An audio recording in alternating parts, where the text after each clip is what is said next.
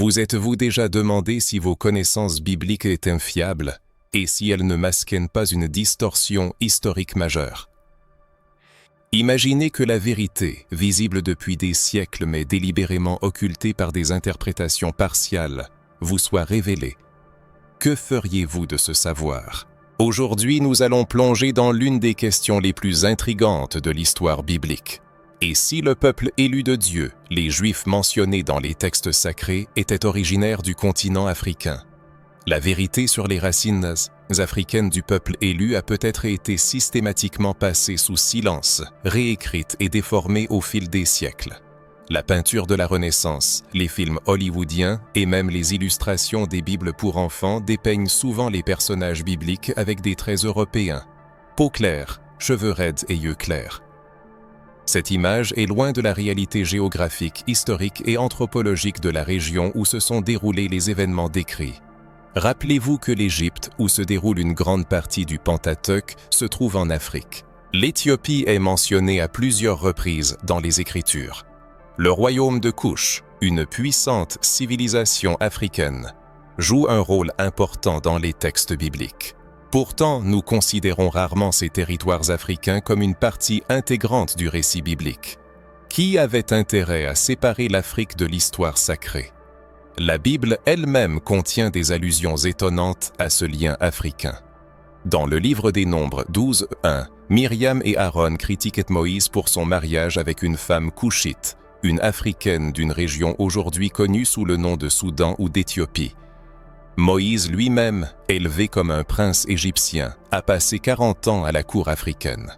Et qu'en est-il de l'intéressante mention dans les Actes des Apôtres 13:1 de Simon, surnommé Niger, ce qui signifie « noir » en latin, parmi les prophètes et les enseignants de l'église d'Antioche? Les archéologues, linguistes, généticiens et biblistes modernes trouvent de plus en plus de preuves convaincantes de ce lien africain, longtemps passé sous silence dans le récit traditionnel. Les découvertes archéologiques révèlent des caractéristiques physiques et culturelles qui contredisent l'image européanisée qui nous a été imposée pendant des siècles. L'analyse linguistique révèle des similitudes frappantes entre l'hébreu ancien et les langues africaines. Les études ADN des communautés juives traditionnelles mettent en évidence des marqueurs génétiques indiquant une origine africaine. Pourquoi cette information est-elle si cruciale? Parce qu'elle remet en question non seulement notre compréhension de l'histoire biblique, mais aussi les structures de pouvoir qui ont été construites sur la base de certaines interprétations des textes sacrés. Si le peuple élu de Dieu a une origine africaine, comment cela changera-t-il notre perception des Écritures? Comment cela influencera-t-il la théologie de la libération?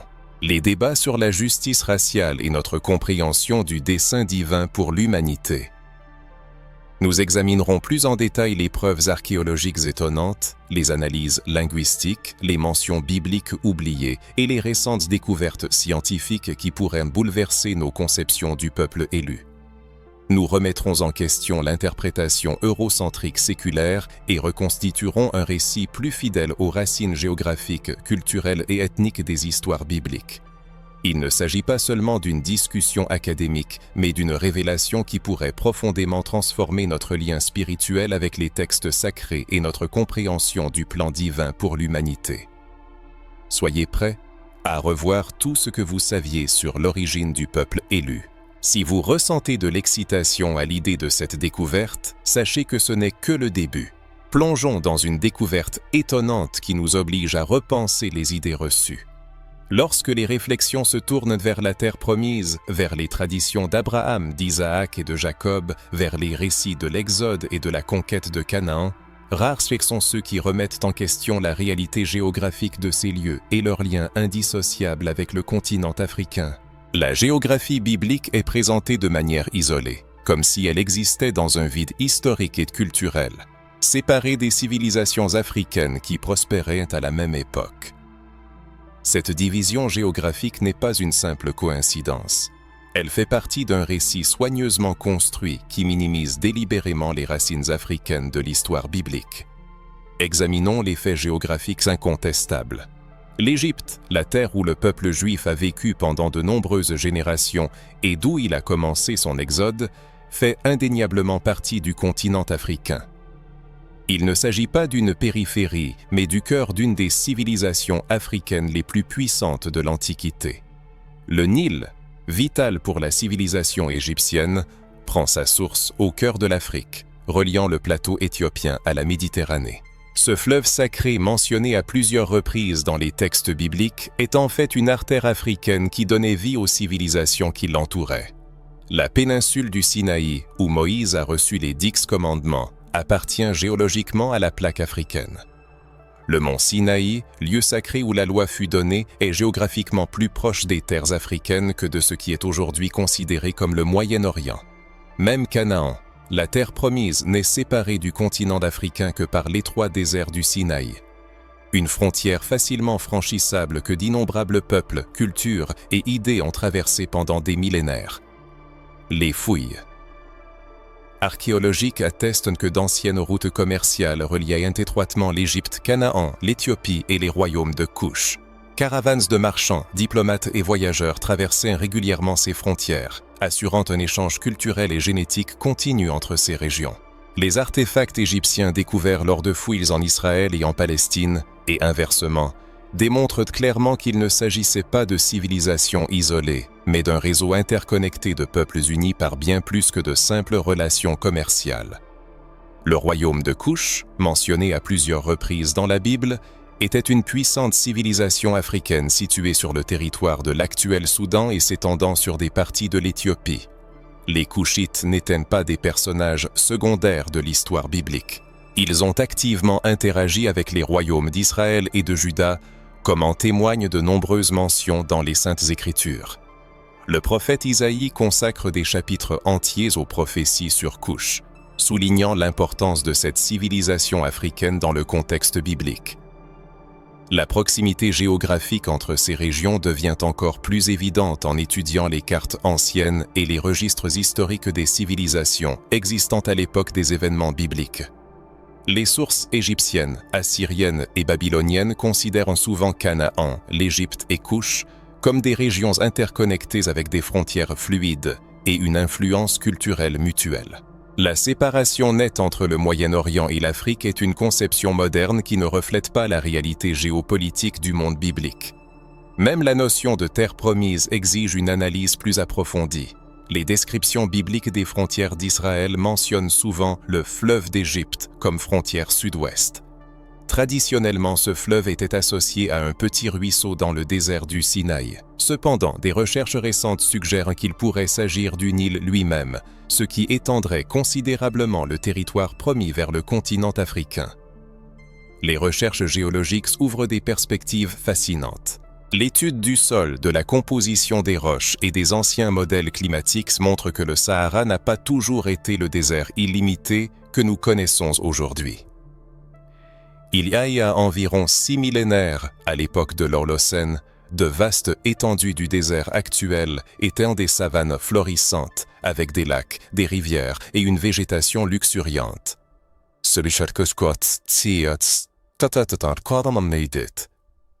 A considérablement facilité le déplacement des personnes entre l'Afrique du Nord-Est et le Levant, favorisant des migrations et des échanges culturels difficiles à imaginer aujourd'hui.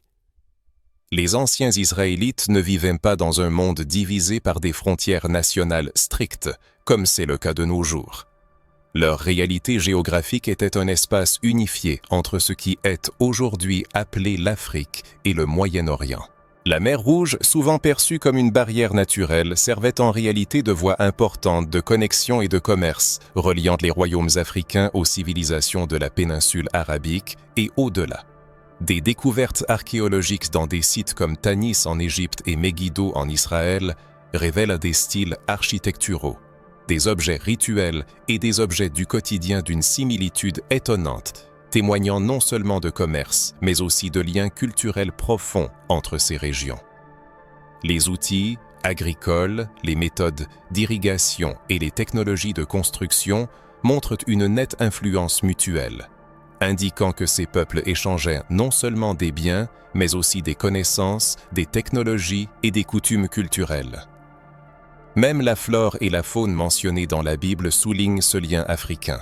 De nombreuses plantes et animaux décrits dans les Saintes Écritures sont originaires d'Afrique ou sont largement répandus tant en Afrique du Nord qu'au Levant. Le cèdre du Liban peut être un symbole des terres du Nord, mais le papyrus, qui a joué un rôle important dans l'histoire de Moïse, est une plante typiquement africaine.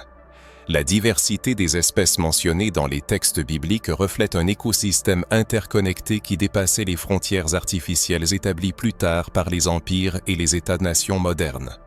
Et que dire des anciennes routes commerciales? La célèbre route de l'encens reliait la péninsule arabique à l'Égypte et au-delà, traversant des territoires aujourd'hui considérés comme africains. La route maritime longeant la côte méditerranéenne reliait l'Égypte à Canaan et aux civilisations du Nord.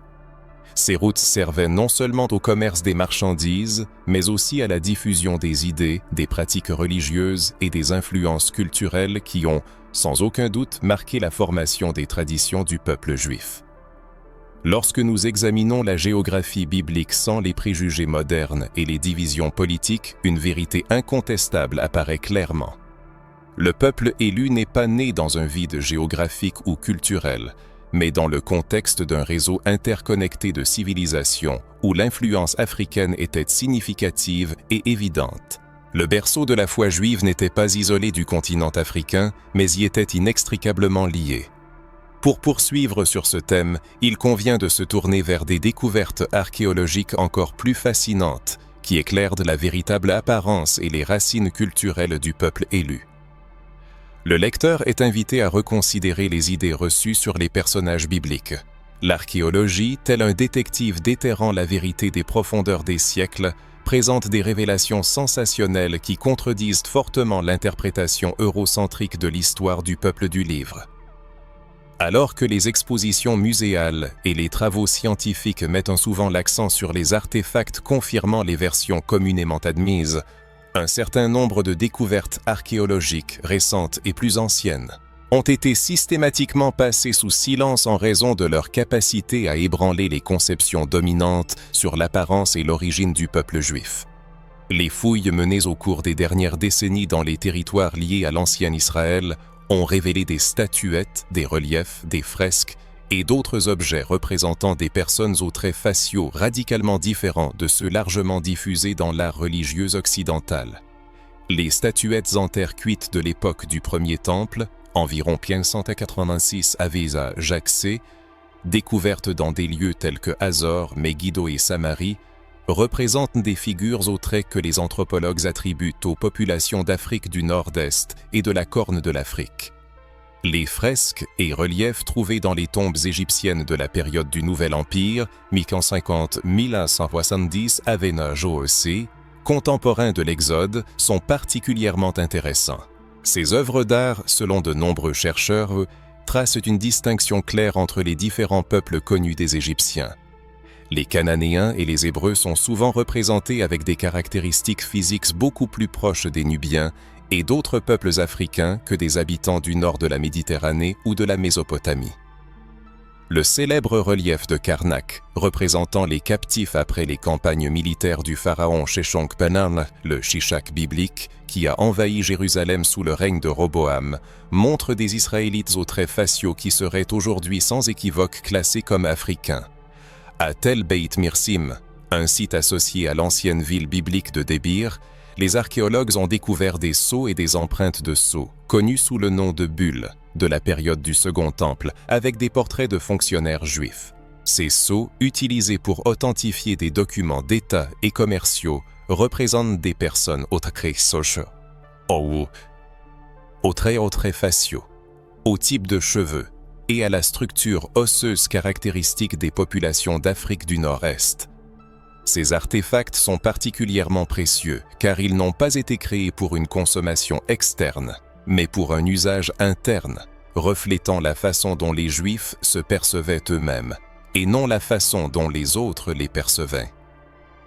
Les découvertes dans la forteresse d'Arad, dans le désert du Négouev, comprennent des fragments de peinture murale du 8e siècle avant notre ère, représentant des prêtres du temple local à la peau foncée et aux traits faciaux que les anthropologues modernes associent aux populations d'Afrique de l'Est. Ces prêtres, représentants de la religion officielle du royaume de Juda, étaient manifestement des personnes dont l'apparence indiquait une origine africaine, plutôt que levantine ou, à plus forte raison, européenne. Les artefacts découverts à Kuntilet Ajrud et datant du 8e siècle avant notre ère contiennent des inscriptions et des dessins liés au culte de Yahweh. Les figures humaines sur ces dessins, supposées représenter des adorateurs ou peut-être Yahweh lui-même et sa parèdre, présentent des caractéristiques physiques typiques des populations d'Afrique du Nord-Est. Ce site est particulièrement important car il représente les pratiques religieuses israélites dans une région frontalière, où le lien entre le culte juif et les traditions africaines devait être le plus évident. Les découvertes archéologiques sur le territoire d'Israël fournissent des preuves fascinantes confirmant l'origine africaine des anciens Israélites. Ces témoignages matériels couvrant un large éventail d'artefacts, des objets personnels aux restes alimentaires, permettent de jeter un nouveau regard sur l'identité ethnique et culturelle de l'ancien peuple juif. Les amulettes et statuettes trouvées dans les maisons israélites, datant de la période de la monarchie divisée 930-720, présentent un intérêt particulier. Ces petits objets, servant à la protection personnelle et rituelle, représentaient souvent des divinités ou des esprits gardiens aux traits faciaux africains prononcés. Il est à noter que ces artefacts n'ont pas été découverts comme des importations exotiques, mais comme des objets reflétant la conscience de soi et l'héritage culturel de leurs propriétaires. Les fouilles à Marécha, une ville de Judée devenue par la suite un important centre hellénistique, ont révélé de nombreuses statuettes votives des périodes perses et hellénistiques anciennes, 539-200 Avanaya JC. Ces statuettes, représentant des gens ordinaires, montrent une diversité de populations avec une présence notable de visages aux traits africains. L'analyse anthropologique de ces artefacts suggère que même après des siècles d'influence étrangère, la population juive a conservé des caractéristiques physiques reflétant ses racines africaines. Les études ostéologiques, incluant l'analyse des restes osseux humains provenant d'anciennes sépultures en Israël, fournissent également des preuves physiques directes. L'examen des crânes et d'autres restes squelettiques des cimetières israélites de l'âge du fer, 1200-546 avant Kojat, révèle des traits morphologiques plus proches des populations d'Afrique du Nord-Est que des peuples du nord de la Méditerranée ou de la Mésopotamie. L'anthropologie physique moderne, appliquant des méthodes avancées de mesure et de comparaison, trouve invariablement plus de similitudes entre les anciens Israélites et des groupes comme les Nubiens, les Égyptiens et les Éthiopiens, qu'avec les populations européennes ou du Proche-Orient. Les découvertes de Qumran, lieu associé aux Esséniens et aux manuscrits de la mer Morte, sont particulièrement révélatrices. L'analyse des squelettes trouvés dans les cimetières voisins indique une population avec des caractéristiques physiques correspondant à une origine africaine. Compte tenu du fait que les Esséniens sont souvent considérés comme un groupe juif cherchant à préserver des traditions plus pures et plus anciennes, ce témoignage suggère que même pendant la période du Second Temple, l'origine africaine du peuple juif restait évidente dans leur apparence. Les preuves archéologiques des habitudes alimentaires révèlent également des détails intéressants. L'analyse des résidus dans la poterie de cuisine de l'ancien Israël met en évidence des modèles alimentaires présentant des similitudes significatives avec ceux des sociétés africaines modernes. L'utilisation de certaines céréales, de méthodes de cuisson et d'épices indique une continuité culturelle avec les traditions culinaires d'Afrique du Nord-Est, ce qui va au-delà du simple voisinage géographique ou du commerce. La découverte de tissus conservés démontre également des motifs et des techniques de tissage étonnamment similaires à ceux que l'on trouve dans les sociétés africaines. Des fragments de tissus découverts dans les grottes du désert de Judée présentent des méthodes de teinture et des motifs décoratifs qui trouvent en leurs parallèles les plus proches dans les traditions textiles nubiennes et de Haute-Égypte, plutôt que mésopotamiennes ou méditerranéennes. Les preuves archéologiques parlent d'elles-mêmes. Il suffit de laisser de côté les interprétations eurocentriques pour qu'une nouvelle image du peuple biblique nous apparaisse. C'est un peuple aux racines africaines, dont la culture, les croyances et le mode de vie portent l'empreinte de cet héritage, même en interagissant et en étant influencés par d'autres civilisations de l'époque. La suite de cette étude examinera les étonnantes connexions linguistiques qui unissent l'hébreu ancien aux langues d'Afrique. La langue est le reflet de l'histoire et de l'origine d'un peuple, et la structure des mots, la prononciation et l'étymologie révèlent des liens culturels. L'analyse de l'hébreu biblique à travers le prisme de la linguistique comparative révèle des preuves convaincantes de son lien profond avec les langues africaines qui étaient auparavant ignorées par les chercheurs occidentaux. L'hébreu, classé dans le groupe sémitique Etmaï, est apparenté à l'araméen, à l'arabe et à l'akkadienne. Mais cela n'annule pas sa similitude significative avec les langues africaines, en particulier celles du groupe afro-asiatique. Celles-ci comprennent l'égyptien ancien, le berbère, le somali, l'oromo et les langues couchitiques répandues en Éthiopie et dans les régions voisines. Les linguistes modernes, libérés des préjugés eurocentriques, ont découvert des centaines de konya, mots d'origine commune entre l'hébreu et les langues africaines. Par exemple, le mot hébreu barak, bénir, a des analogues dans les langues couchitiques et le mot shalom, orinatatipe, trouve des parallèles dans les langues de la Corne de l'Afrique. Le terme oladatit, kot, justice, a des liens linguistiques avec les anciennes langues nubiennes.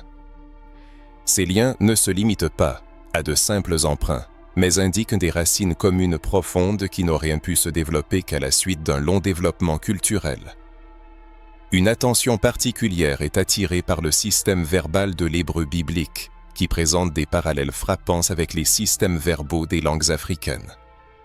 Les similitudes dans la structure de la conjugaison des verbes, en particulier dans l'utilisation des préfixes et des suffixes pour indiquer le temps et l'aspect, démontrent un lien étroit avec les langues couchitiques, telles que l'oromo et le somali. Ces similitudes structurelles témoignent de liens fondamentaux dans la pensée et l'expression qui n'auraient pu se développer qu'à travers une histoire commune. La phonologie de l'hébreu ancien, c'est-à-dire son système sonore, révèle également des liens remarquables avec les langues africaines. L'utilisation de consonnes pharyngales et éjectives, caractérisées par une fermeture simultanée du larynx lors de la prononciation, est une caractéristique distinctive de l'hébreu biblique qui déconcerte souvent les locuteurs des langues indo-européennes. Cependant, cette particularité est commune à de nombreuses langues africaines, en particulier celles répandues en Afrique du Nord-Est. Ces traits phonologiques communs suggèrent que les locuteurs de l'hébreu et des langues africaines susmentionnées possédaient non seulement un vocabulaire partagé, mais aussi des caractéristiques physiologiques similaires de l'appareil vocal et des modèles d'articulation. Le système d'écriture de l'hébreu, malgré ses différences apparentes avec les hiéroglyphes égyptiens, partage des principes structurels fondamentaux avec les systèmes d'écriture originaires du continent africain. La transformation des pictogrammes proto-sinaïtiques en alphabet paléo-hébraïque s'est produite dans une région géographiquement proche de l'Égypte et a indubitablement été influencée par les principes d'écriture déjà développés dans les civilisations africaines. Cet échange culturel ne s'est pas produit de manière isolée, mais dans un contexte d'interaction entre des peuples ayant des racines communes et en contact constant, à travers les frontières perméables entre l'Afrique du Nord-Est et le Levant. Non moins significatif est le substrat linguistique, les mots et les structures héritées de langues plus anciennes et conservées dans une langue plus tardive. L'hébreu biblique contient une couche significative de termes dont l'origine sémitique n'est pas toujours évidente, mais qui trouvent des parallèles convaincants dans les langues africaines. Les noms de lieux géographiques, les termes botaniques et zoologiques, ainsi que le lexique lié aux rites religieux, démontrent souvent ces liens africains, ce qui indique que les peuples qui ont développé l'hébreu ont apporté avec eux un lexique culturel enraciné dans le sol africain. Un exemple frappant est le mot « matokot » 52 de Ds, traditionnellement analysé exclusivement à travers le prisme des racines sémitiques. Cependant, une étude plus approfondie révèle des liens convaincants avec des termes des langues couchitiques et égyptiennes, désignant des terres fertiles et des lieux paradisiaques. Ces liens suggèrent que même des concepts aussi fondamentaux pour la cosmologie biblique que le Jardin d'Éden pourraient avoir une origine culturelle et linguistique africaine. Les noms propres rencontrés dans la Bible fournissent également de précieuses clés linguistiques. De nombreux noms bibliques, traditionnellement expliqués par l'étymologie hébraïque, peuvent être analysés à travers des racines dans les langues africaines, ce qui conduit souvent à des significations qui s'intègrent parfaitement dans le contexte du récit. Par exemple, le nom Moïse dans le texte biblique est expliqué comme dérivant d'un terme hébreu signifiant « onkot », 53 tsruzadig. Néanmoins, les chercheurs ont depuis longtemps noté sa similitude avec des noms égyptiens tels que Toutmosis ou Ramsès, ou Tanakot Senetot signifie « Kot en 5 Otakot 56 ». Une telle dualité d'étymologie n'est pas une contradiction, mais indique plutôt un environnement culturel où les influences égyptiennes et hébraïques s'entremêlent étroitement. L'analyse de la poésie des anciens Hébreux, en particulier les psaumes, révèle des structures rythmiques et métriques étonnamment similaires aux modèles poétiques oraux rencontrés dans les traditions africaines. Le parallélisme, c'est-à-dire la répétition d'idées sous des formes légèrement modifiées, caractéristiques de la poésie hébraïque, trouve des analogies proches dans les traditions poétiques de diverses cultures africaines. Ces modèles communs d'expression artistique ne témoignent pas simplement de contacts superficiels, mais de liens culturels profonds, enracinés dans une expérience et une vision du monde partagée. Un nouveau domaine de recherche étudie les expressions idiomatiques de l'hébreu biblique en les comparant à des expressions similaires dans les langues africaines. Des expressions telles que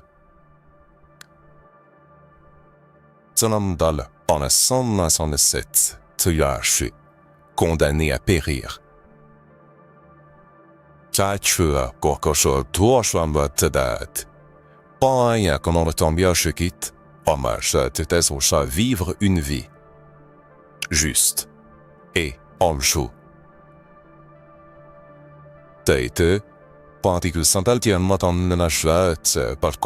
Montrer de la faveur ont des parallèles presque identiques dans les langues d'Afrique du Nord-Est. Ces expressions idiomatiques communes révèlent non seulement des similitudes linguistiques, mais aussi des façons partagées de conceptualiser et d'exprimer les réalités spirituelles et sociales. Par exemple, le concept du Hatkot 160 comme réceptacle de l'intelligence et des émotions, répandu dans l'hébreu biblique, trouve un écho dans des représentations similaires dans diverses cultures africaines. La toponymie, la science de l'étude des noms de lieux, révèle également des liens surprenants. De nombreux noms géographiques dans le texte biblique qui sont traditionnellement analysés uniquement à travers des racines sémitiques peuvent également être interprétés à travers les langues africaines, souvent avec des significations décrivant précisément les caractéristiques physiques de ces lieux. Cette double étymologie suggère l'existence d'une population maîtrisant couramment les traditions linguistiques africaines et sémitiques, reflétant des racines culturelles hybrides et diverses. Les données linguistiques ne laissent aucun doute. L'hébreu biblique ne s'est pas développé isolément des traditions linguistiques africaines, mais en dialogue constant avec elles. Ces liens ne sont pas périphériques ou accidentels, mais fondamentaux pour la structure, le vocabulaire et l'expressivité de la langue sacrée. Ils indiquent un peuple dont l'identité et l'origine étaient profondément enracinées sur le continent africain, même lorsqu'il interagissait et absorbait les influences d'autres traditions culturelles de la région. Nous examinerons ensuite ce que la Bible dit réellement de l'apparence et de l'origine de Moïse, l'une des figures les plus importantes des Saintes Écritures, dont la véritable identité a été systématiquement déformée au fil des siècles. Les découvertes à venir pourraient transformer votre compréhension des textes sacrés. Moïse est le législateur, le libérateur, le prophète, par qui Dieu a transmis la Torah. Peu de figures sont aussi importantes pour le récit biblique que cet homme éminent. Pendant des siècles, l'art occidental l'a représenté avec des traits européens, une longue barbe blanche, ressemblant souvent aux représentations de Zeus ou d'autres patriarches gréco-romains. Mais, que nous dit réellement la Bible sur Moïse? Quelles clés le texte sacré offre-t-il concernant son apparence, son origine et son identité culturelle? Lorsque nous examinons attentivement le récit biblique, libre de préjugés eurocentriques, une image étonnamment différente émerge. L'histoire de Moïse commence en Égypte, non pas à la périphérie de l'Empire, mais au cœur même de la civilisation africaine la plus puissante de l'époque. Né de parents hébreux à une époque de cruelle oppression, le bébé Moïse est placé dans un panier sur le fleuve Nil et découvert par la fille de Pharaon, qui l'adopte comme son fils. Exode 2, nous dit explicitement.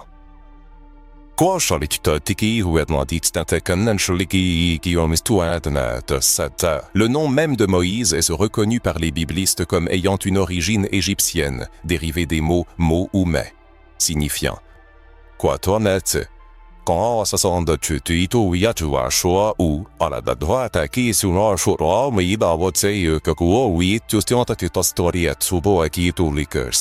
comme dans les noms de Pharaon tels que Thoutmôsis et Ramsès.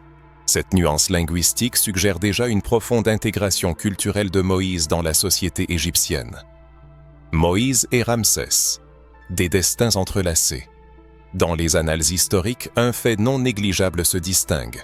Moïse n'est pas seulement né en terre égyptienne, il a également passé ses jeunes années à être élevé comme un prince égyptien. Il a eu accès à tous les avantages de l'éducation et aux privilèges liés à son statut élevé. Dans le livre des Actes des Apôtres, chapitre 7, verset 22, il est dit «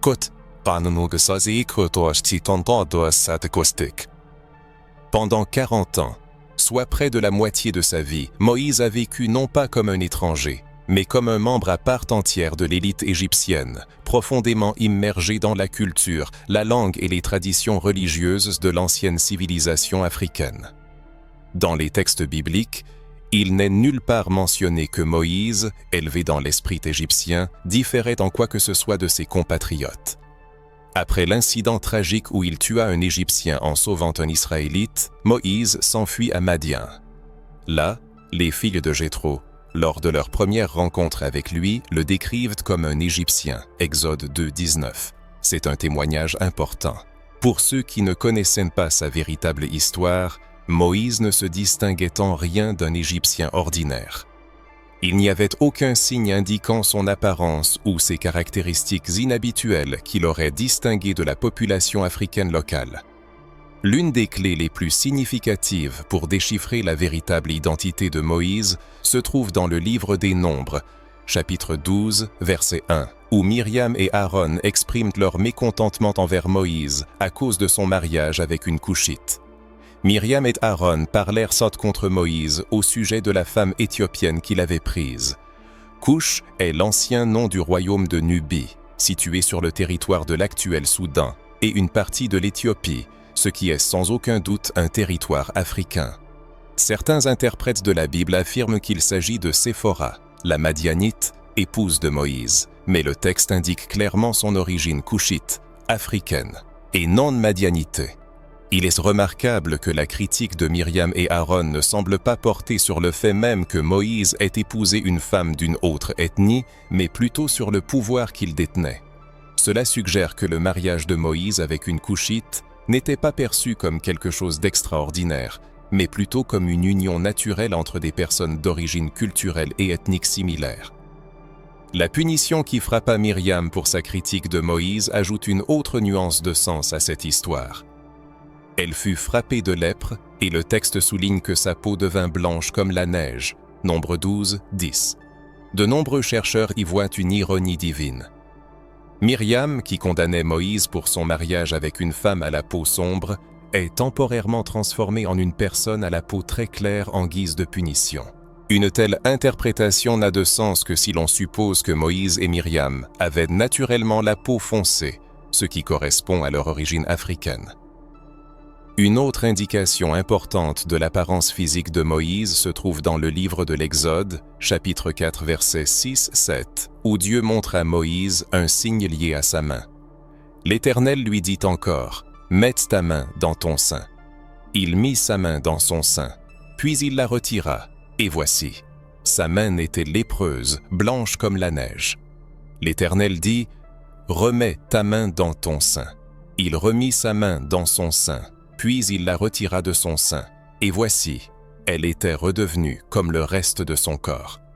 Le contraste entre la main lépreuse, blanche comme la neige, et sa chair naturelle implique clairement que sa peau habituelle avait une teinte plus foncée, ce qui correspond à une origine africaine. L'éducation de Moïse à la cour du Pharaon représentait bien plus qu'un simple développement intellectuel. Elle incluait une formation physique, des vêtements raffinés et des ornements caractéristiques de la noblesse égyptienne. Moïse, sans aucun doute, s'habillait de tenues égyptiennes traditionnelles, complétées par des perruques cérémonielles et du maquillage, conformément à son statut élevé. Même après sa fuite à Madian et son appel ultérieur à la prophétie, les textes bibliques n'indiquent pas un rejet total par Moïse de l'héritage culturel reçu en Égypte. L'intégration des éléments culturels africains dans sa personnalité fut une conséquence naturelle et inévitable de son éducation. Les qualités de leader de Moïse, son éloquence malgré ses défauts d'élocution supposés, sa capacité à jeter des ponts entre différentes cultures, ainsi que sa profonde compréhension de l'oppression et des privilèges, trouvent leurs racines dans son éducation unique à la cour africaine. Cette identité hybride lui a donné la capacité de devenir un médiateur entre les Hébreux asservis et l'élite égyptienne, et par la suite, entre le peuple d'Israël et Dieu. Il est important de souligner que la tradition juive a toujours honoré Moïse comme un juif, mettant particulièrement en évidence son origine lévitique par Amram et Jochebed.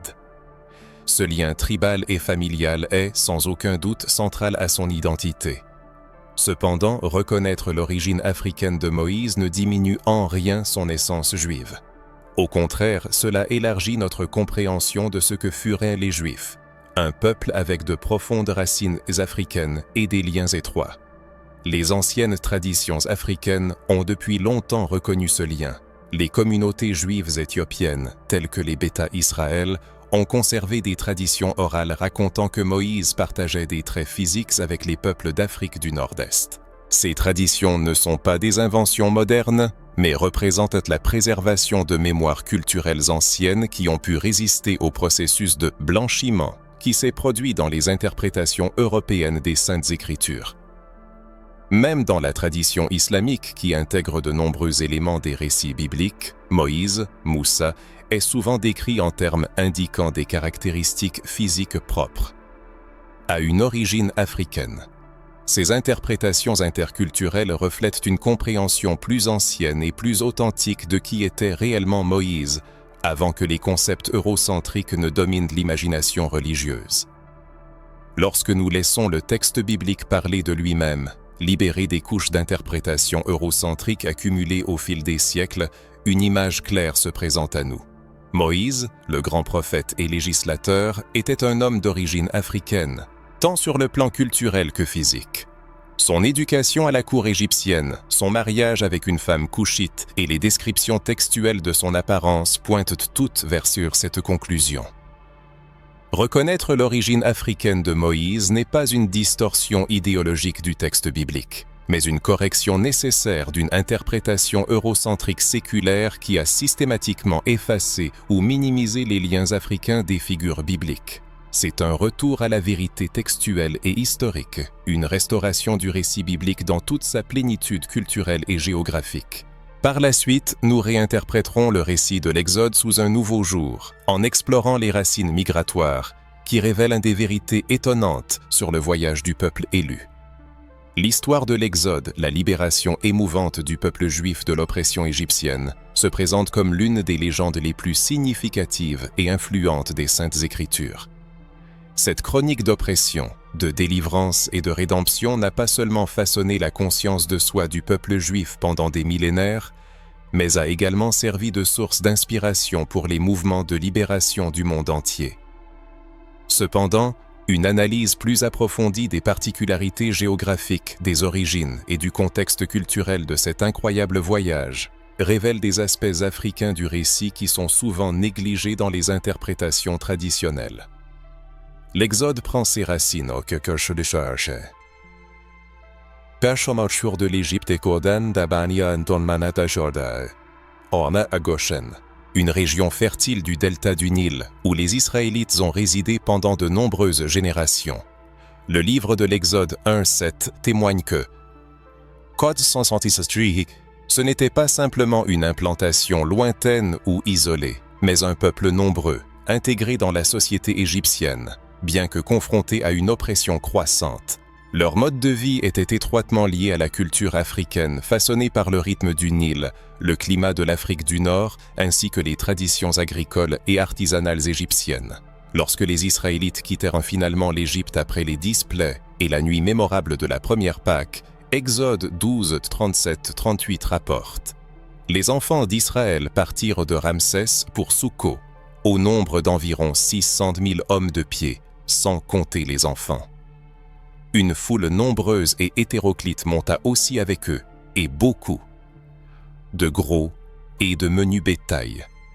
La mention de cette foule nombreuse et hétéroclite, en hébreu Erev Rav, a une signification particulière. Elle indique que non seulement les Israélites, mais aussi d'autres peuples opprimés, ont quitté l'Égypte, se joignant à l'Exode à la recherche de la liberté. Il pouvait s'agir d'autres ethnies africaines, formant une communauté diverse, unie par une histoire commune d'oppression et de libération. Le tracé exact de l'Exode fait l'objet de vives discussions scientifiques. Traditionnellement, de nombreux chercheurs privilégient un chemin qui a rapidement conduit les Israélites hors d'Égypte, à travers le Sinaï en direction de Canaan. Cependant, une étude attentive du texte biblique combinée à de récentes découvertes archéologiques suggère que le voyage des Israélites en territoire africain fut plus long que ce qui est communément admis. Exode 13, de 17-18 dit Ce passage montre clairement que l'itinéraire initial n'était pas le chemin le plus court hors d'Égypte, mais un chemin plus long qui a maintenu le peuple sur le continent africain pendant une période significative. La traversée de la mer Rouge, l'un des moments les plus impressionnants du récit, est traditionnellement associée à la région du golfe de Suez ou du golfe d'Aqaba.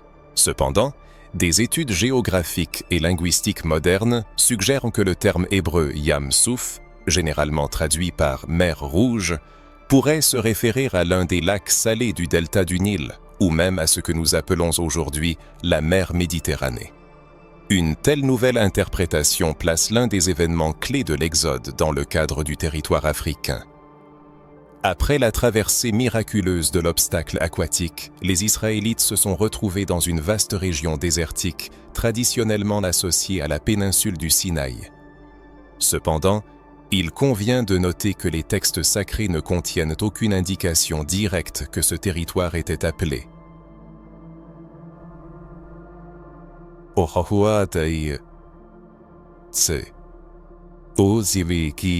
Avant que le peuple n'atteigne la montagne sacrée. Le livre de l'Exode, chapitre 15, verset 22, raconte comment Moïse a conduit les Israélites de la mer Rouge dans le désert de Chour, où ils ont passé 3 jours à chercher de l'eau. Le désert de Chour est généralement associé à la partie nord-est de l'Égypte, qui reste une partie du continent africain. Le voyage ultérieur est marqué par des arrêts dans divers lieux, tels que Mara, Élim et le désert de Sien, avant que les Israélites n'atteignent le mont Sinaï.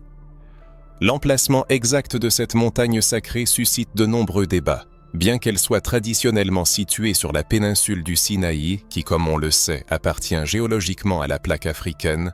Certains témoignages textuels indiquent la possibilité qu'elle se trouve plus au sud, peut-être sur le territoire de l'actuelle Arabie saoudite ou même dans l'ancien royaume de Madien, qui s'étendait sur des parties de l'actuel Soudan.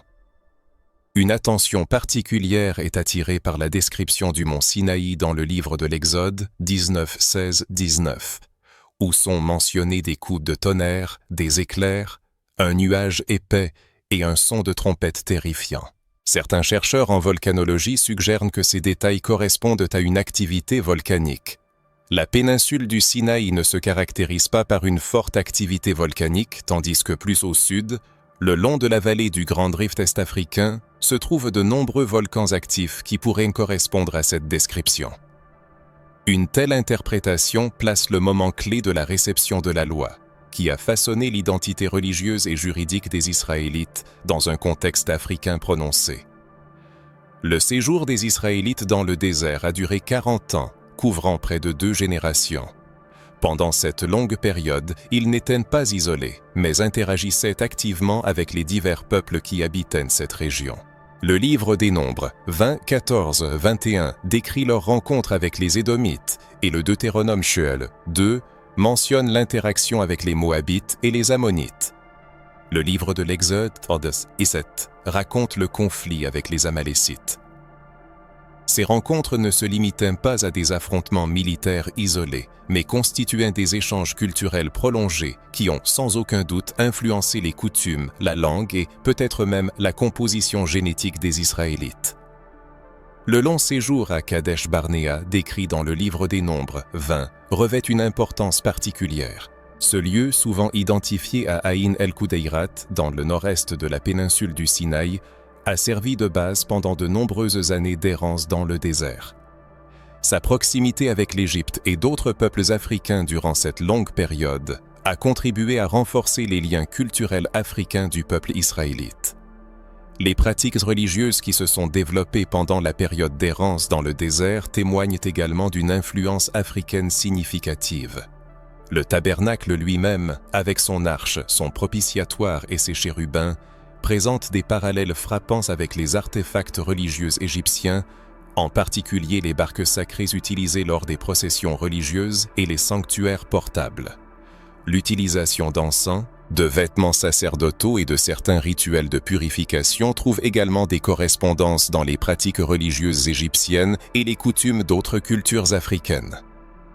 Les textes bibliques soulignent à plusieurs reprises la présence constante d'étrangers parmi les Israélites, témoignant du caractère multiculturel de l'ancienne société. Le livre du Lévitique mentionne le fils d'une femme israélite et d'un Égyptien, et le livre des Nombres parle d'une qui accompagnait les Israélites dans leur pérégrination. Ces mentions indiquent une communauté étroitement liée au continent africain et loin d'être ethniquement homogène.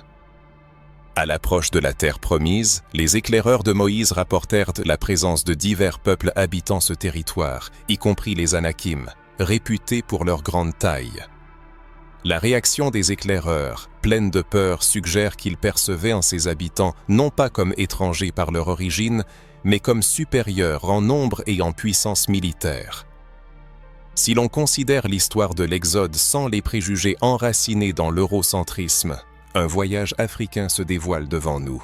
L'Exode commence en Égypte, se poursuit à travers des terres géographiquement et culturellement africaines, implique des interactions avec divers peuples africains et s'achève par la formation d'une identité religieuse et culturelle enrichie par l'expérience africaine.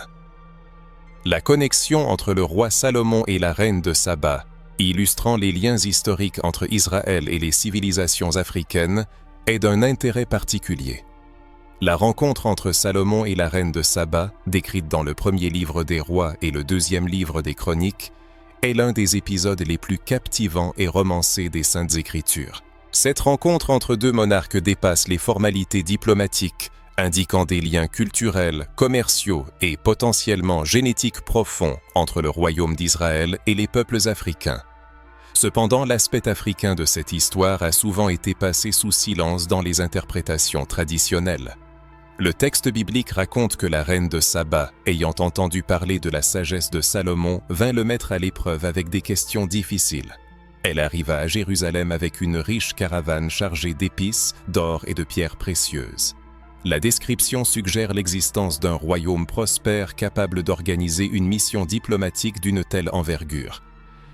La question de l'emplacement de Saba est sujette à controverse. Traditionnellement, elle est historique et elle est située au sud-ouest de la péninsule arabique, dans l'actuel Yémen.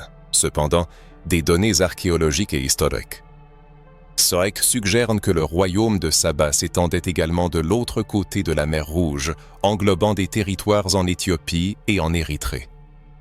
Des inscriptions sabéennes trouvées des deux côtés de la mer Rouge, ainsi que des pièces de monnaie et des artefacts, indiquent l'existence d'un royaume unifié ou étroitement lié, couvrant à la fois l'Arabie du Sud et la Corne de l'Afrique.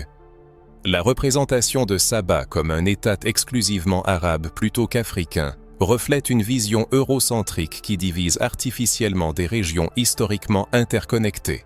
La mer Rouge ne servait pas de barrière, mais de voie de communication et de commerce, unissant les peuples au sein de réseaux culturels et économiques.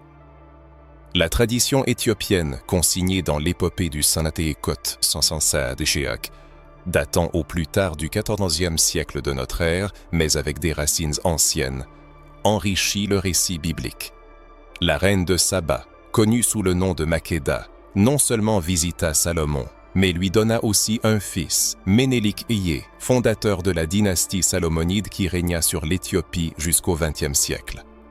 Cette tradition souligne les liens profonds entre Israël et les civilisations africaines, des liens commerciaux, diplomatiques, génétiques et dynastiques. Dans la Bible, l'apparence physique de la reine de Saba n'est pas décrite, ce qui suggère qu'elle ne différait pas des Israélites. Dans le cas contraire, une telle différence aurait été mentionnée. L'absence de description de son apparence indique sa similitude avec les Israélites. Salomon fut impressionné par la sagesse et l'intelligence de la reine. 1 Roi 10:3 rapporte que Salomon répondit à toutes ces questions, démontrant des traditions intellectuelles et des connaissances partagées, un dialogue entre civilisations égales. L'échange de cadeaux fut considérable. La reine de Saba apporta 120 talents d'or, une grande quantité d'épices et de pierres précieuses. 1 Roi 10:10. Salomon, à son tour, lui offrit tout ce qu'elle désirait. 1 Roi 10:13. Ce qui témoigne d'une alliance d'égaux plutôt que d'une exploitation. Une attention particulière est accordée aux épices apportées par la reine de Saba. Le texte souligne qu'une telle quantité d'épices ne fut jamais plus apportée. 1 Roi 10:10. Ces épices incluaient probablement de l'encens, de la myrrhe, de la cannelle et de la casse, des produits de luxe nécessaires aux rites religieux et culturels. Le contrôle de Saba sur ce commerce met en évidence son rôle dans les réseaux commerciaux reliant l'Afrique, l'Asie et la Méditerranée. L'histoire de la reine de Saba s'inscrit dans un tableau plus large des connexions africaines à l'époque de Salomon. 1 Roi 10:22 mentionne une flotte de navires de Tarsis qui apportaient de l'or, de l'argent, de l'ivoire, des singes et des paons tous les 3 ans. L'ivoire et certaines espèces de primates d'origine africaine indiquent que les routes commerciales de Salomon atteignaient les profondeurs du continent africain. L'interaction du roi Salomon avec la reine de Saba constitue un exemple frappant des liens historiques entre l'ancien Israël et le continent africain. La construction du temple de Salomon, un projet clé de son règne, n'a pas pu se faire sans des ressources et, potentiellement, des artisans d'origine africaine. L'or légendaire d'Ophir, mentionné dans 1 Roi 9:28, était probablement extrait dans les mines d'Afrique de l'Est, peut-être dans les régions de l'actuel Zimbabwe ou du Mozambique, où les archéologues ont découvert des opérations minières aurifères de grande envergure datant de cette époque. Les implications politiques et spirituelles de la rencontre entre Salomon et la reine de Saba sont immenses. Jésus-Christ mentionne cet épisode dans Matthieu 12:42, soulignant que la reine du Midi se lèvera au jugement et condamnera la génération de son temps, car elle est venue des extrémités de la terre pour entendre la sagesse de Salomon. Cette référence du Nouveau Testament élève la reine de Saba, la présentant comme un modèle de quête sincère de sagesse et de vertu spirituelle, digne d'être imité. Les traditions juives post-bibliques ont également conservé le souvenir de ce lien africain. Le Targum Sheni, une traduction araméenne et une interprétation du livre d'Esther, contient une version enrichie de l'histoire de la reine de Saba, complétée par des détails sur sa sagesse et son pouvoir. Le Talmud contient des discussions sur la nature des questions complexes qu'elle posa à Salomon, témoignant d'un profond respect pour son intelligence. Les traditions chrétiennes éthiopiennes vont encore plus loin, affirmant que l'Arche de l'Alliance fut transportée en Éthiopie par Ménélik, le fils de Salomon et de la reine de Saba, et qu'elle est toujours conservée dans la ville sacrée d'Aksum. Bien que cette tradition dépasse le texte biblique, elle reflète une profonde mémoire culturelle des liens entre Israël et les civilisations africaines. La rencontre entre Salomon et la reine de Saba n'était pas un épisode fortuit, mais plutôt l'aboutissement de relations séculaires entre le peuple juif et les civilisations africaines. Elle représente un moment où ces liens ont été soulignés et renforcés par des alliances diplomatiques, des échanges commerciaux et peut-être même des mariages dynastiques. Cette rencontre, loin d'être un épisode insignifiant de l'histoire biblique, souligne le rôle central des connexions africaines dans le récit sacré. Les sections suivantes examineront comment les représentations artistiques des personnages bibliques ont été délibérément européanisées au fil des siècles, déformant la perception visuelle des Saintes Écritures. L'art ne fait pas seulement écho à la culture, il la façonne et la perpétue. Au fil des siècles, la représentation visuelle des personnages bibliques dans les traditions artistiques occidentales a été un puissant instrument pour éloigner le peuple élu de ses racines africaines. Des fresques des catacombes romaines aux illustrations des Bibles pour enfants modernes, un processus systématique de Côte-Thorson a transformé les habitants de l'Afrique du Nord-Est et du Levant en Européens à la peau claire, effaçant leurs traits africains et réécrivant visuellement le récit biblique. Ce processus n'a pas commencé comme une conspiration délibérée, mais comme une tendance naturelle à représenter les figures sacrées à l'image de l'artiste et de la société. Avec la propagation du christianisme en Europe, les artistes ont naturellement commencé à dépeindre Jésus, les apôtres, les patriarches et les prophètes avec des traits européens. Cheveux lisses, peau claire, traits caucasiens. Ce qui a commencé comme une projection culturelle inconsciente s'est progressivement ancré dans la tradition artistique canonique, et les représentations européanisées ont fini par être perçues comme historiquement exactes plutôt que comme culturellement conditionnées. La transformation de l'image visuelle des personnages bibliques en européens est devenue une étape importante de l'histoire de la culture occidentale. La Renaissance italienne a joué un rôle clé dans ce processus lorsque des génies comme Michel-Ange, Léonard de Vinci et Raphaël ont créé des œuvres d'art dans lesquelles les récits bibliques étaient représentés avec des personnages dotés de traits européens.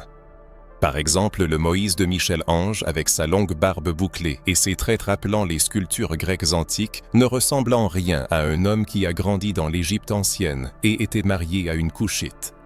La scène de Léonard présente Jésus et ses apôtres comme des Italiens du XVe siècle, ignorant leur origine palestinienne et leurs liens avec l'Afrique. Ces décisions artistiques n'étaient pas accidentelles, elles eurent de profondes conséquences théologiques et politiques.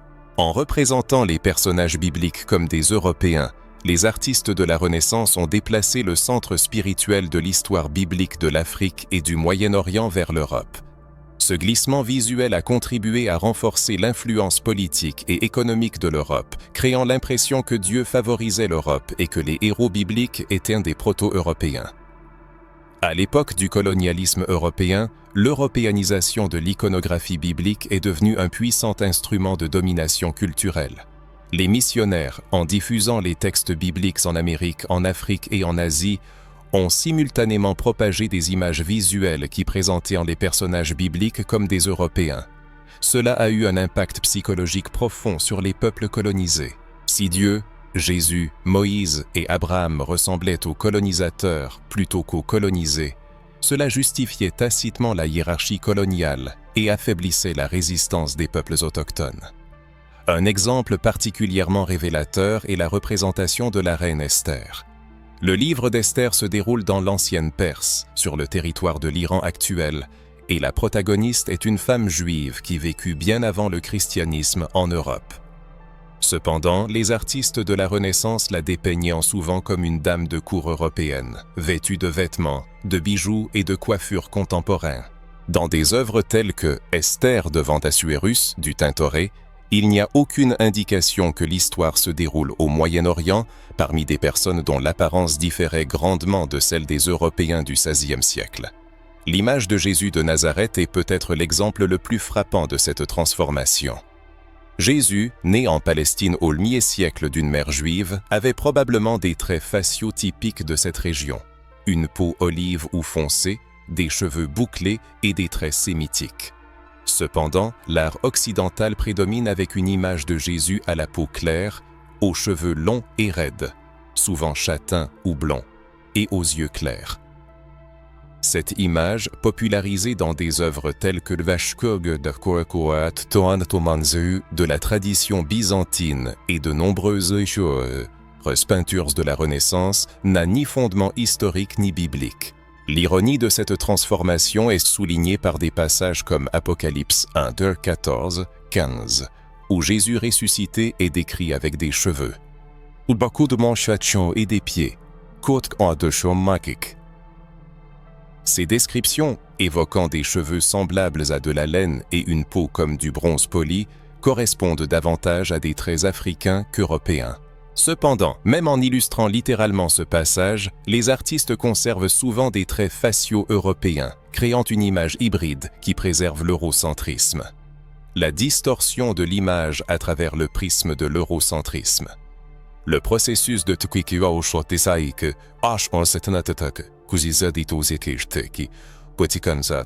a affecté non seulement l'apparence des personnages, mais aussi l'environnement géographique et architectural des événements bibliques. Au Moyen Âge et à la Renaissance, les peintres représentaient souvent Jérusalem, Bethléem et l'Égypte comme des villes européennes contemporaines, ornées de bâtiments gothiques ou Renaissance, d'une flore européenne et de paysages rappelant l'Italie ou les Pays-Bas, ce qui ne correspondait absolument pas aux réalités du Moyen-Orient ou de l'Afrique. Un tel décalage visuel accentuait l'éloignement des récits bibliques de leurs véritables origines africaines et levantines. Un exemple frappant de cette décontextualisation est la peinture de Botticelli, l'Adoration des mages, où la Sainte Famille est représentée sur un fond de ruines classiques, évoquant des associations avec Rome plutôt qu'avec Bethléem, et où les traits des mages rappellent ceux des membres de la famille Médicis. Les événements sont entièrement transplantés d'un environnement palestinien à l'Italie de la Renaissance, sans aucune indication visuelle que les événements décrits se sont déroulés dans des conditions géographiques et culturelles complètement différentes. Les gravures de Gustave Doré du XIXe siècle, illustrant la Bible et ayant une énorme influence sur la perception visuelle occidentale des scènes bibliques, ont poursuivi la tradition d'européanisation. Ces Moïse, Abraham, David et Salomon auraient facilement pu être pris pour des philosophes grecs ou des sénateurs romains. Même en représentant l'Égypte, comme dans les scènes de l'Exode, Doré minimise les traits africains caractéristiques du paysage et de l'architecture, créant une image d'Égypte dépourvue de couleurs africaines. Avec l'avènement du cinéma, cette tendance a pris un nouvel élan. Les épopées bibliques hollywoodiennes, telles que The Tonakot, 1956, et Pasek Quartet de Santetone Coast Awards, 1965, mettaient en scène des acteurs européens ou euro-américains dans les rôles des personnages bibliques, recourant au maquillage pour créer une légère touche exotique mais évitant une apparence authentiquement africaine ou moyen-orientale. Charlton Heston dans le rôle de Moïse et Max von Sydow dans celui de Jésus sont devenus la quintessence de ce manquot cinématographique, façonnant des images visuelles devenues canoniques pour plusieurs générations de spectateurs. Cette tendance persiste dans les interprétations modernes. Les films bibliques récents continuent de privilégier les acteurs européens pour les rôles principaux, tandis que les personnages égyptiens ou africains sont relégués à des rôles secondaires ou négatifs. Les illustrations dans les Bibles pour enfants, les supports pédagogiques des écoles du dimanche et l'art religieux populaire continuent de représenter Jésus avec des cheveux lisses et une apparence européenne, ainsi que d'autres personnages bibliques comme s'ils venaient d'Europe centrale plutôt que d'Afrique du Nord-Est ou du Levant. Les conséquences de ce blanchiment visuel s'étendent bien au-delà de la représentation artistique. Elles ont un impact profond sur la perception et la réception des textes sacrés. Lorsque les enfants, dès leur plus jeune âge, ne voient que des images européanisées des personnages bibliques, cela façonne inconsciemment leur compréhension de qui occupe une place importante dans le récit divin et qui est au centre de l'histoire du salut. Pour les personnes d'origine africaine, cela peut entraîner une profonde déconnexion entre leur propre identité et les traditions spirituelles qu'elles professent. Au cours des dernières décennies, une tendance encourageante s'est manifestée vers la création d'images plus authentiques des personnages bibliques, conformes au contexte historique et géographique. Des artistes contemporains, issus de divers horizons, s'efforcent de représenter Jésus, les patriarches et d'autres figures bibliques avec des traits reflétant leurs véritables racines géographiques et culturelles. Ces œuvres ne sont pas une simple tentative de réinterprétation politiquement motivée, mais un désir sincère de corriger des siècles de distorsion visuelle et de restaurer la connexion africaine qui imprègne le récit biblique. Nous nous tournerons ensuite vers les découvertes de la génétique moderne, qui éclairent les racines africaines du peuple juif. Ces données biologiques constituent un complément significatif aux preuves historiques et archéologiques les confirmant. Les avancées révolutionnaires de la génétique moderne ont fourni des outils sans précédent pour explorer les origines historiques et les interconnexions entre les populations humaines. L'analyse de l'ADN mitochondrial, du chromosome IAI et du génome complet permet aux scientifiques de retracer avec une grande précision les voies de migration, d'identifier les racines ancestrales et de documenter les liens biologiques entre différents groupes ethniques. L'application de ces outils à l'étude des communautés juives modernes, ainsi qu'à d'autres peuples du Moyen-Orient et d'Afrique, a permis d'obtenir des preuves convaincantes attestant de liens africains significatifs avec l'ancien peuple juif. Les études génétiques des populations juives modernes révèlent une histoire complexe qui remet en question les notions simplifiées d'origine et d'identité. L'une des découvertes les plus significatives a été l'identification de marqueurs génétiques communs entre certaines communautés juives et certaines populations d'Afrique du Nord-Est, en particulier dans la région de la Corne de l'Afrique, Éthiopie, Érythrée, Djibouti et Somalie, ainsi que dans le cours supérieur du Nil. Par exemple, l'aplogroupe 1B1A du chromosome X est rencontré avec une fréquence élevée tant chez les populations juives que nord-africaines. Cet haplogroupe, apparu il y a environ 20 000 ans en Afrique subsaharienne, est présent chez les populations juives en quantité qu'il est impossible d'expliquer uniquement par des conversions récentes au judaïsme ou des mariages mixtes. Sa présence indique des liens ancestraux enracinés dans les premières étapes de la formation du peuple juif. De même, les études de l'ADN mitochondrial qui retracent les lignées maternelles ont révélé des haplogroupes d'origine africaine dans les populations juives tambéi traditionnelles. L'aplogroupe L, originaire d'Afrique subsaharienne, se retrouve en petite mais significative proportion chez les communautés juives séfarades et Mizraïm du Moyen-Orient, ce qui témoigne d'une contribution génétique africaine par les lignées féminines au cours des périodes historiques anciennes. Un intérêt particulier est porté aux études génétiques des communautés juives éthiopiennes, connues sous le nom de Beta Israël ou Falachas. Les historiens ont longtemps débattu pour savoir si ces communautés représentaient des cas de conversion relativement récents au judaïsme, ou si elles avaient conservé des lignées anciennes directement liées à l'ancien Israël. Les études génétiques éclairent l'origine des Beta Israël et leur lien avec l'ancien Israël. Une analyse génétique a révélé des marqueurs spécifiques communs au Beta Israël et à d'autres groupes juifs attestant de liens généalogiques authentiques remontant à des temps anciens. Ces connexions ne peuvent être expliquées par une dérive génétique aléatoire ou des conversions au judaïsme. L'étude, publiée dans le prestigieux American Journal of Human Genetics, a comparé les génomes de diverses populations juives à des populations de référence du Moyen-Orient, d'Europe et d'Afrique. Les résultats ont montré que les populations juives du Moyen-Orient présentent davantage de similitudes génétiques avec certaines populations africaines que ce que l'on pourrait attendre si leur origine était exclusivement levantine, sans composants africains significatifs.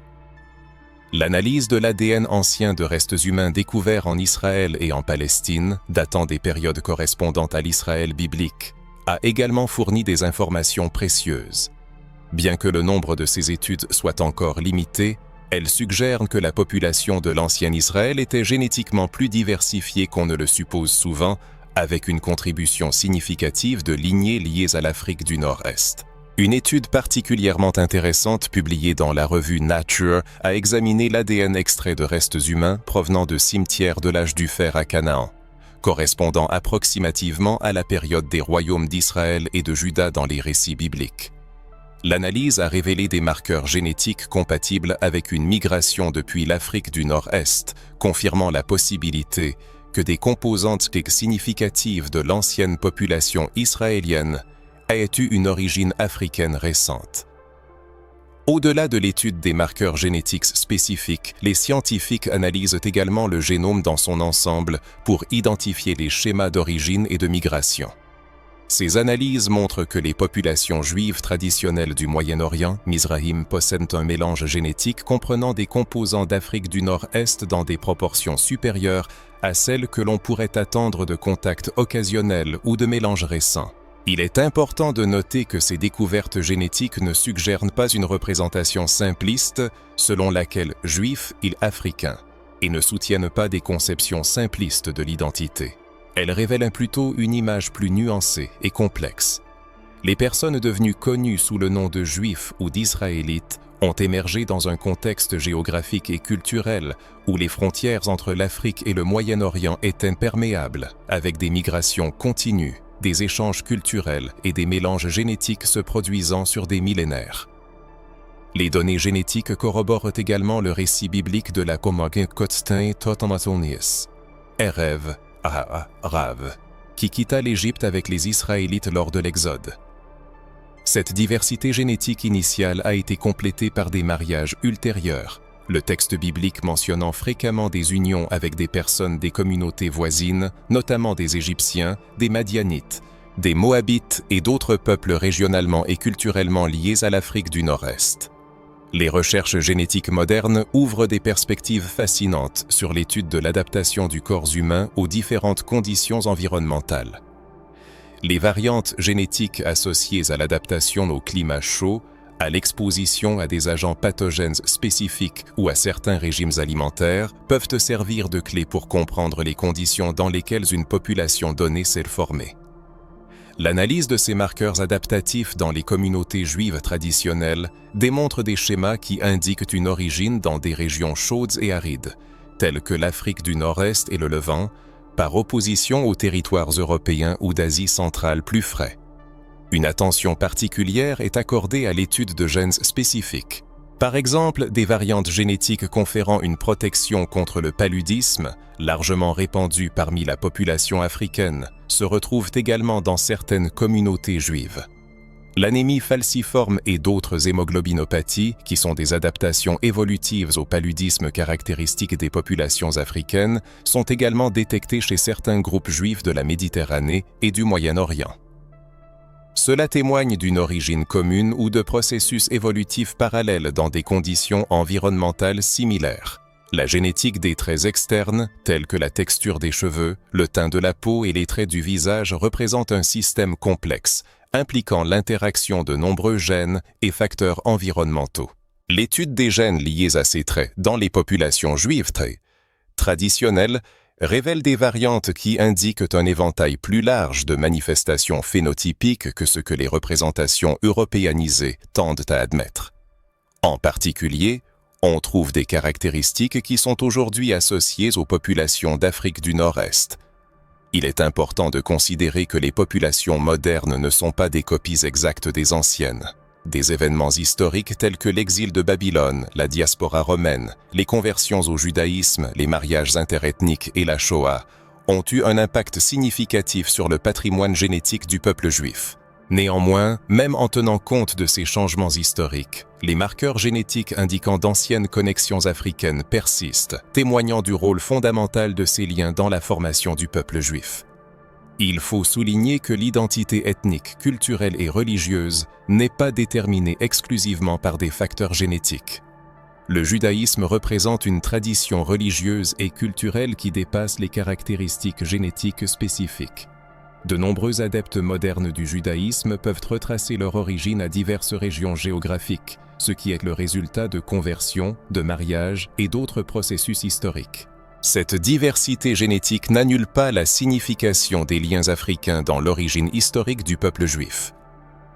La science génétique, comme toute autre méthodologie, a ses limites et est sujette à des interprétations qui peuvent être influencées par des facteurs culturels et politiques.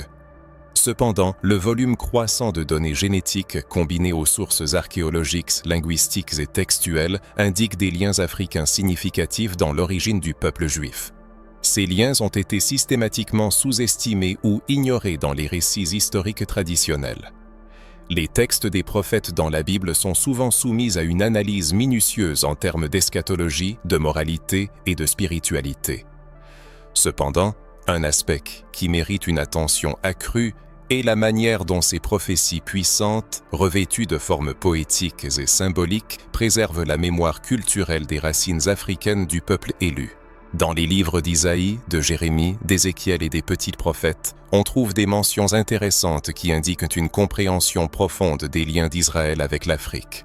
Malheureusement, ces mentions sont souvent négligées ou leur signification est minimisée par diverses interprétations. Le prophète Isaïe, dont les prophéties couvrent une période importante de l'histoire de Juda, environ 746-400 se réfère à plusieurs reprises et de manière significative à Couch, l'ancien royaume nubien situé sur le territoire de l'actuel Soudan et de l'Égypte. Dans le livre d'Isaïe, un chapitre entier, 18, est consacré à la prophétie concernant C'est une indication claire d'un royaume africain au sud de l'Égypte. Le prophète ne dépeint pas Couch comme un pays étranger lointain et exotique, mais plutôt comme un État étroitement lié au destin de Juda, dont les ambassadeurs naviguent sur les eaux dans des bateaux de roseaux. Plus remarquable encore est l'épisode décrit en Isaïe 23, 5, où le prophète marche nu et déchaussé pendant 3 ans, ce qui sert de présage des malheurs à venir sur l'Égypte et Couch. Le texte dit « Ainsi le roi d'Assyrie emmènera les captifs d'Égypte et les exilés d'Éthiopie, Couch, jeunes et vieux, nus et déchaussés, les fesses découvertes à la honte de l'Égypte. Et ils seront effrayés et honteux à cause de l'Éthiopie, Couch, leur espérance, et à cause de l'Égypte, leur gloire. » Ce passage souligne non seulement la communauté de destin entre Juda et ses royaumes africains, mais suggère également que Juda les considérait comme une source d'espoir et de fierté. Une telle attitude est difficile à expliquer s'il n'y avait pas eu de lien culturel, politique et éventuellement génétique profond entre ces peuples. En Isaïe 43:3, Dieu dit à Israël, Côte.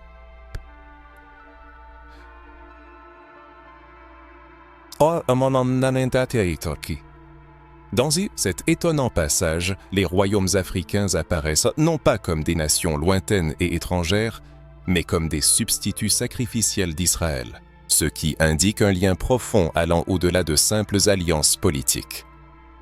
Le prophète Jérémie, qui écrivait pendant la période de déclin du royaume de Juda, environ 627-180 avec Tsatsé, fait également d'importantes mentions des liens africains. En Jérémie 38, 7 à 13, l'un des moments les plus dramatiques du livre est décrit. Le prophète est sauvé d'une mort certaine dans une fosse boueuse par Ebed-Mélec, explicitement appelé Éthiopien Couchite, servant à la cour du roi Sédéchias. Ce fonctionnaire africain est présenté non pas comme un étranger exotique, mais comme un membre respecté de la cour royale, ayant un accès direct au roi et le pouvoir de donner des ordres à d'autres serviteurs. Son acte héroïque sauve la vie du prophète et préserve symboliquement la parole de Dieu pour les générations futures. En Jérémie 13:23, le prophète demande rhétoriquement « Un Éthiopien couchite peut-il changer sa peau ou un léopard ses taches ?» Ce passage est souvent interprété à tort comme une indication de la différence des Couchites. Cependant, dans le contexte, il s'agit de l'impossibilité de changer l'essence de quelque chose.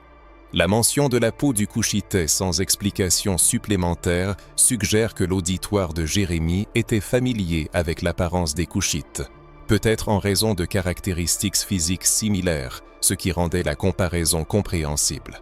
Le prophète Ézéchiel, qui a œuvré à l'époque de l'exil babylonien, 593 et 171 AV/C, a également consigné dans ses écrits la mémoire des interconnexions historiques d'Israël avec le continent africain. Le chapitre 30 de son livre contient une prophétie dédiée à l'Égypte et aux nations qui lui sont alliées. La chute de l'Égypte n'est pas présentée comme un triomphe sur un ennemi, mais comme un événement tragique qui affectera profondément le peuple de Dieu.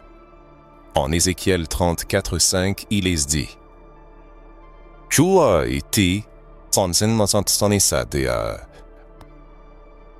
La mention des basses chemins des qui go associe tout à titit qui a moi testament sans sous-entendant les Juifs vivant en Égypte aux côtés des peuples africains, indique des liens culturels et démographiques profonds entre eux. Parmi les petites prophètes, Amos parle le plus directement des racines africaines d'Israël. En Amos 9,7, Dieu pose la question rhétorique. « N'êtes-vous pas pour moi, enfants d'Israël, comme les enfants des Éthiopiens, Couchites ?» dit l'Éternel. « N'ai-je pas fait monter Israël du pays d'Égypte comme les Philistins de Caphtor et les Araméens de Kir ?» Ce passage frappant met les Israélites et les Couchites africains sur un pied d'égalité, soulignant leur ressemblance fondamentale. La mention de l'Exode met l'accent sur le rôle clé de l'expérience africaine dans la formation de l'identité du peuple israélien. Sophonie, qui prophétisait sous le règne du roi Josias, 640-639, avant Jamus Jateto Cessé, contient une référence intéressante en Sophonie 3, Bassandi.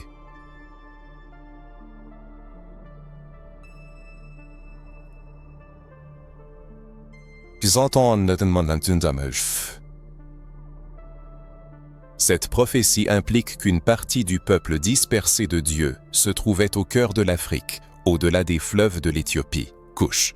Ces terres africaines ne sont pas présentées comme un territoire étranger lointain, mais comme des lieux où l'on peut rencontrer le peuple de Dieu. Nahum, dont la courte prophétie est centrée sur la chute de Ninive, capitale de l'Assyrie, mentionne Couche et l'Égypte en Nahum 3,9 comme des sources de puissance illimitée pour une autre grande ville, Thèbes, No-Amon. Cette remarque éphémère démontre le rôle important des États africains dans la géopolitique de l'époque et témoigne de la familiarité avec ces peuples et leurs ressources. Le livre de Daniel, bien qu'il n'appartienne pas au livre prophétique dans la tradition juive, contient une mention intrigante en Daniel 11,43, où il est dit que le roi du Nord, dans sa dernière campagne, s'emparera des trésors d'or et d'argent et de toutes les richesses de l'Égypte. Les Libyens et les Éthiopiens, Couchites, le suivront.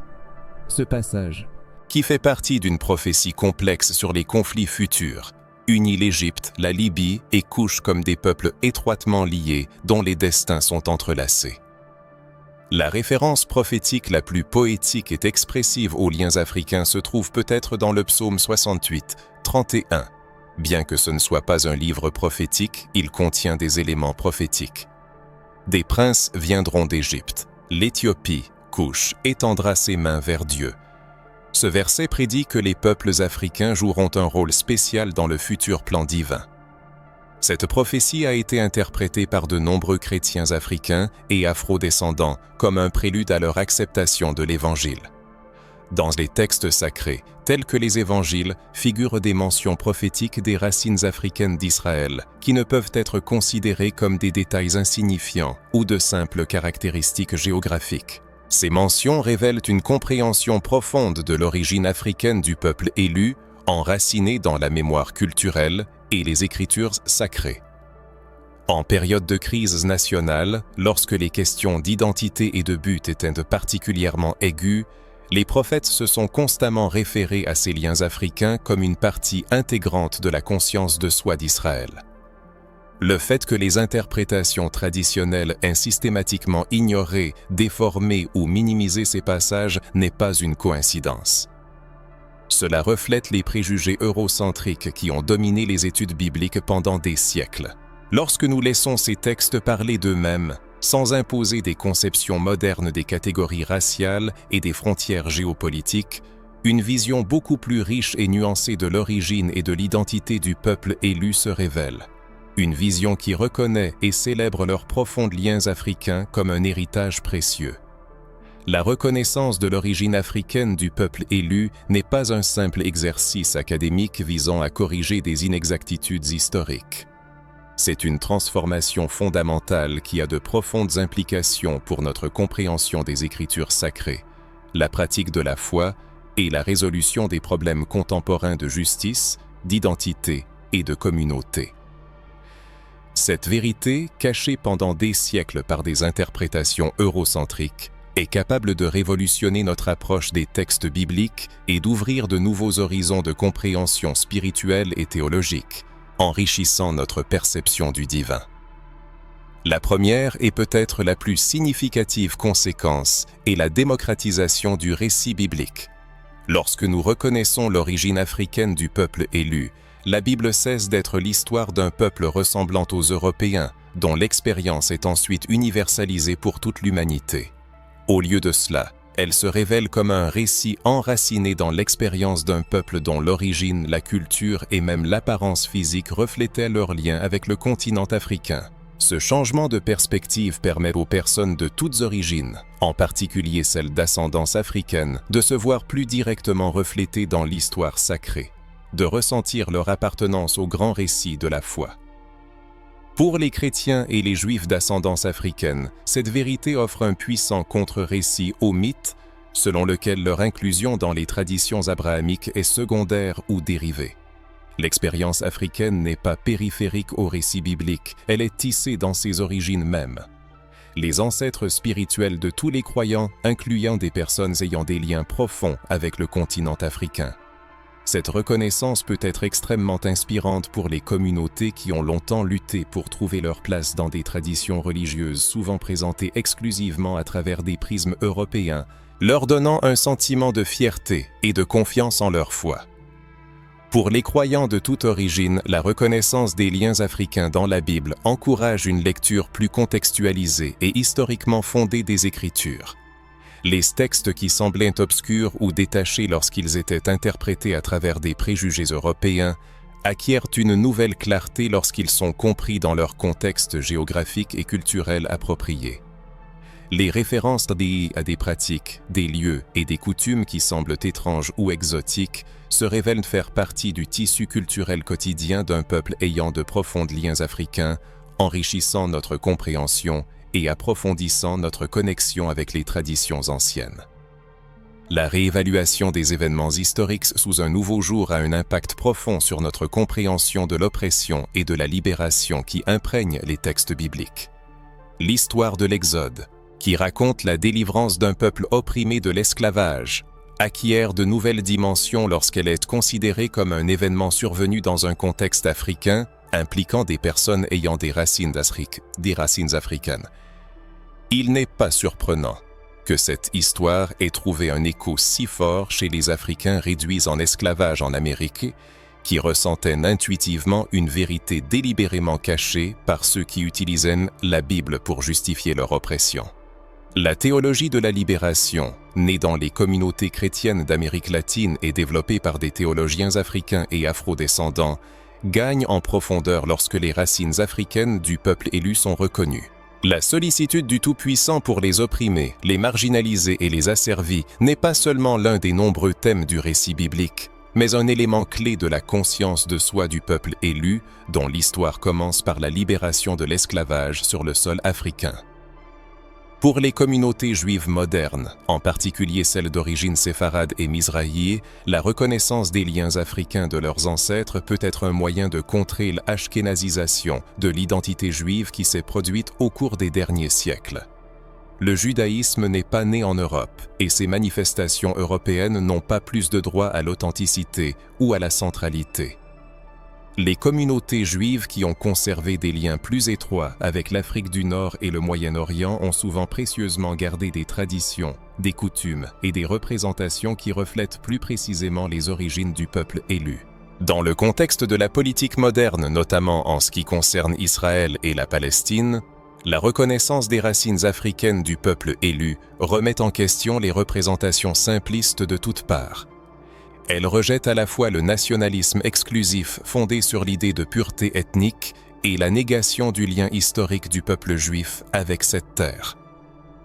Au lieu de cela, elle propose une compréhension plus profonde de l'identité, de l'appartenance et des droits, fondée sur la reconnaissance de la complexité historique et de l'interconnexion de tous les peuples de la région. Pour les leaders religieux et les éducateurs, cette vérité représente à la fois un défi et une opportunité. Le défi consiste à repenser la manière dont les histoires bibliques sont enseignées, les images utilisées pour représenter les personnages bibliques et la façon dont la géographie et l'histoire des Saintes Écritures sont présentées. L'opportunité réside dans la création de communautés religieuses plus inclusives et de représentations plus précises permettant à tous les croyants de se voir dans l'histoire sacrée. Dans le domaine de l'art et de la culture religieuse, la reconnaissance des racines hachèques, les africaines du peuple élu ouvre la voie à de nouvelles expressions artistiques qui représentent les personnages bibliques sous un jour plus historiquement fidèle. Les artistes de toute nationalité, mais surtout ceux d'origine africaine, ont la possibilité de créer des images visuelles qui corrigent des siècles d'eurocentrisme et offrent de nouvelles façons de comprendre les histoires sacrées.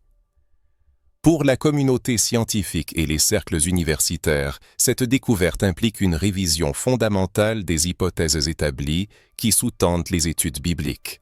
Elle exige l'adoption d'une approche interdisciplinaire, intégrant les connaissances issues de l'archéologie africaine, de la linguistique, de l'histoire et des traditions orales, afin de forger une compréhension plus complète et authentique du monde biblique. En outre, elle soulève d'importantes questions concernant l'influence de l'eurocentrisme sur les méthodologies d'analyse historique qui prétendent à l'objectivité. Sur le plan personnel, pour les croyants, la prise de conscience des racines africaines du peuple élu peut susciter des sentiments complexes, mais aussi un sentiment de libération. Pour ceux qui ont eu l'habitude de se représenter les personnages bibliques comme des Européens, cette vérité exige une réévaluation des images établies et des stéréotypes culturels. Pour ceux qui, pendant longtemps, ne se sont pas vus représentés dans les récits bibliques, cela constitue une puissante affirmation de leur place légitime dans l'histoire sacrée. Le corollaire le plus significatif de cette découverte est probablement sa capacité à rassembler les gens, en transcendant des divisions apparemment insurmontables. Reconnaître que le récit biblique est enraciné dans l'expérience d'un peuple aux profondes origines africaines ne diminue pas son universalité, mais l'amplifie au contraire, en faisant une histoire pour l'humanité entière, et pas seulement pour ceux qui s'identifient aux expressions culturelles européennes du christianisme ou du judaïsme. Cette vérité nous rappelle également que les catégories raciales modernes sont des constructions sociales relativement récentes, qui ne reflètent pas les réalités historiques du monde biblique. Les anciens Hébreux ne se percevaient pas à travers le prisme du racisme européen contemporain. Leur identité était forgée sur la base de l'ascendance tribale, des pratiques religieuses, de la langue et de la culture, des catégories plus fluides et interconnectées que les conceptions modernes de la race ou de l'ethnicité. En conclusion, la reconnaissance des racines africaines du peuple élu appelle à une humilité culturelle et spirituelle plus profonde. Elle nous rappelle que Dieu agit souvent à travers ceux que le monde considère comme insignifiants ou marginaux. Le choix divin d'un peuple aux profondes connexions africaines comme vecteur de révélation et de rédemption brise les attentes hiérarchiques et défie les notions de centre et de périphérie, de normes et de déviance. Comme l'a prophétisé Isaïe, « Des princes viendront d'Égypte, l'Éthiopie tendra ses mains vers Dieu ». Cette vision d'inclusivité et d'universalité, fondée sur la reconnaissance des racines africaines du peuple élu, est un puissant antidote aux forces de division, de suprématie et d'exclusion qui déforment la compréhension des Écritures et la pratique religieuse.